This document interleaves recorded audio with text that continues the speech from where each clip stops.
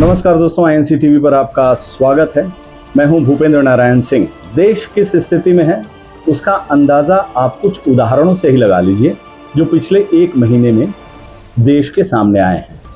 आपको पता लग जाएगा कि देश के हालात क्या हैं। मणिपुर में हिंसा, उत्तराखंड में उत्पात, महाराष्ट्र में हिंसा, जम्मू कश्मीर में हालात खराब, हरियाणा में एमएसपी को लेकर किसानों पर लाठीचार्ज, दिल्ली के जंतर मंतर पर महिला पहलवानों के साथ बर्बरता, वो न्याय की मांग अभी तक गुहार लगा रही हैं।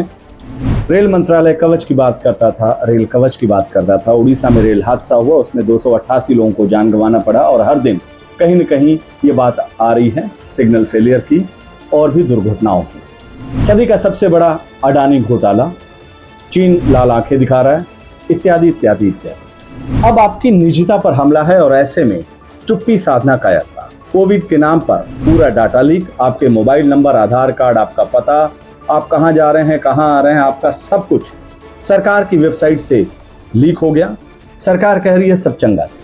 कल एक बड़ी खबर आई कि कोविन का जो डेटा था, आप सबको याद होगा कोविड काल के दौरान अगर वैक्सीन चाहिए थी तो एक ही तरीका था, कोविन पर जाइए, अपना फोन नंबर, अपना आधार या पासपोर्ट या सेंसिटिव डेटा भरिए, उसके बाद आपको अपॉइंटमेंट मिलता था, आपको जाकर कोविड की वैक्सीन लग रही थी। और एक बात ये भी सच है कि एक ही फोन पर हो सकता है अपने घर वालों को, अपने मित्रों को, संबंधियों का भी रजिस्ट्रेशन किया गया। पता चलता है कि ये डेटा सरेआम लीक हो रहा है। टेलीग्राम का एक बॉट लगातार ये डेटा लीक कर रहा है और डेटा लीक बड़े बड़े नेताओं का हुआ, भाजपा के भी नेताओं का हुआ। पत्रकार सवाल पूछे तो मोदी सरकार के मंत्री पत्रकार की नौकरी खा लेती हैं, कुछ तो भाग भी जाती हैं। और अगर ट्विटर पर अपनी राय आप दे तो सरकार का ट्विटर को धमकी कि आप किसान आंदोलन में पक्ष में खड़े हुए तो आपके यहाँ रेड होगी, इसलिए सभी अकाउंट्स को बंद कीजिए। India, for example, India is a country that had many requests of us around the farmers' protest, around particular journalists that were critical of the government, and it manifested in ways such as we will shut Twitter down in India, which is a very large market for us.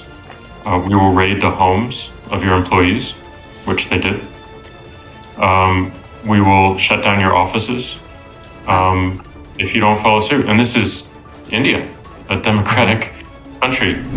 The Twitter ex-founder and their ex-CEO, Mr. Jack Dorsey, has said that Modi government and Prime Minister used to ask for accounts of farmers and their farmer organizations to be blocked, accounts of journalists to be blocked and be shut down. Or otherwise Twitter's office will be raided, their employees will be raided. This proves that we have dictatorship in garb of democracy in the country. Let Prime Minister come forward and answer. Thank you. अब मैं आपको एक तस्वीर दिखाना चाहता हूं दोस्तों। यही है वो तस्वीर को गौर से देखिए। सैकड़ों लोगों की भीड़ खड़ी है, सब अपना दायां हाथ आगे बढ़ाए हुए हैं नाजी सैल्यूट के कुख्यात स्टाइल में। दुनिया का एक शख्स अपने दोनों हाथ को सीने से लगाए शांत भाव में खड़ा है, सबसे अलग, सबसे जुदा। वो इस भीड़ में खड़ा है लेकिन उसे इस भीड़ का हिस्सा बनना गवारा नहीं। इस तस्वीर की कहानी उसी शख्स की है। उस शख्स का नाम था ऑगस्ट लैंडमेसर। यहां आपको यह भी बता दूं कि यह तस्वीर ली गई थी 13 जून 1936 को, लेकिन दुनिया की नजर इस तस्वीर पर पड़ी 22 मार्च 1991 को। पूरे 55 साल बाद दुनिया ने इस तस्वीर को देखा, तस्वीर में हाथ बांधे खड़े शख्स को पहचाना, उसकी कहानी सुनी और फिर समझा कि एक अकेला प्रतिरोध क्या मायने रखता है।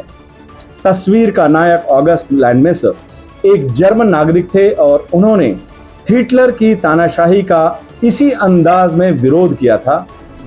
सारी भीड़ हिटलर की तानाशाही के आगे नतमस्तक थी, हाथ उठाकर उसकी नीतियों का समर्थन कर रही थी, लेकिन लैंडमेसर चट्टानी इरादों के साथ शांत भाव से खड़े रहे। इस विरोध की कीमत भी उन्हें चुकानी पड़ी।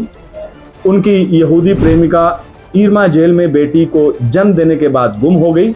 खुद लैंडमेसर का आखिरी वक्त में पता नहीं चल पाया और उनकी ये कहानी भी सामने आ पाई उसकी बेटी इरना की बदौलत, जिसने साल 1991 में एक किताब में अपने पिता के इस साहसिक प्रतिरोध को दुनिया के सामने पेश किया। 22 मार्च 1991 को द टाइम्स ने पहली बार लैंडमेसर की कहानी के साथ इस तस्वीर को प्रकाशित किया और तब दुनिया ने जाना कि जब पूरा जर्मनी हिटलर शाही के रंग में रंगा हुआ था, तब एक ऐसा शख्स भी था जिसने अपना हाथ तानाशाही की सलामी में नहीं उठाया था। इसी तस्वीर ने लोगों को एहसास कराया कि चाहे वक्त जैसा भी हो, एक अकेला आदमी भी उसका विरोध कर सकता है। उसका विरोध वक्त के उस लम्हे में भी भले परवान नहीं चढ़ पाता, लेकिन वक्त बदलने के साथ उसका वही विरोध मशाल बनकर बदलाव का पथ प्रशस्त करता है। ऑगस्ट लैंडमेसर की यह कहानी और उनके प्रतिरोध की यह तस्वीर खास तौर पर उन लोगों के लिए है जो अभी खामोश बैठे हैं, चुप बैठे हुए हैं और इस सरकार के जुल्म भी सह रहे हैं।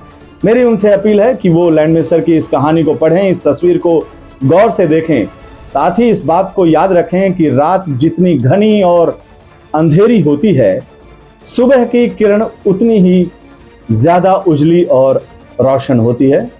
नमस्कार।